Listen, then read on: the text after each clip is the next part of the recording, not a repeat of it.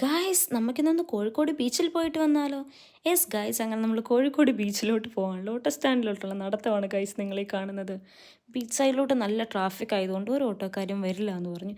പക്ഷെ നമ്മൾ ഈ ചേട്ടൻ്റെ കയ്യും കാലും പിടിച്ച് ഈ ചേട്ടൻ സമ്മതിച്ചു കേട്ടോ. പക്ഷെ നല്ല ട്രാഫിക് ഉണ്ടായിരുന്നു. ട്രാഫിക്കൊക്കെ കഴിഞ്ഞ് നമ്മൾ ബീച്ചിലെത്തിയപ്പോഴും കിട്ടിയില്ല ആംബിയൻസ് ഗായ്സ്. അടിപൊളിയായിരുന്നു. ഒരുപാട് ആളുകളും റഷൊന്നുമില്ലായിരുന്നു. കിട്ടിയില്ല ആംബിയൻസ് ആയിരുന്നു.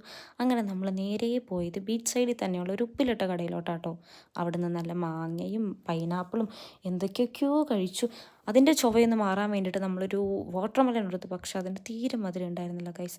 പക്ഷേ ഈ ഹോട്ട് ചോക്ലേറ്റ് ബ്രൗണി, വാവ്, നൈസായിരുന്നു ഗൈസ്. കിട്ടിയില്ലാൻ ടേസ്റ്റ് ആയിരുന്നു, അടിപൊളിയായിരുന്നു. നിങ്ങൾ ആരെങ്കിലും കോഴിക്കോട് ബീച്ചിൽ വരുന്നുണ്ടെങ്കിൽ ഒന്ന് ട്രൈ ചെയ്ത് നോക്കണേ.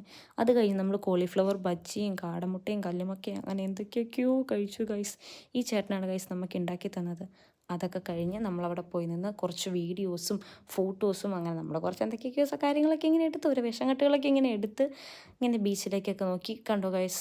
എന്ത് രസമാണ് ഗൈസ്, അടിപൊളിയാണ് കോഴിക്കോട് ബീച്ചിലെ നൈറ്റ് വ്യൂ. എന്നിട്ട് നമ്മൾ തിരിച്ച് റൂമിൽ പോകാൻ നേരം ഒരു പാനിപ്പൂരിയും കഴിച്ച് പോയി.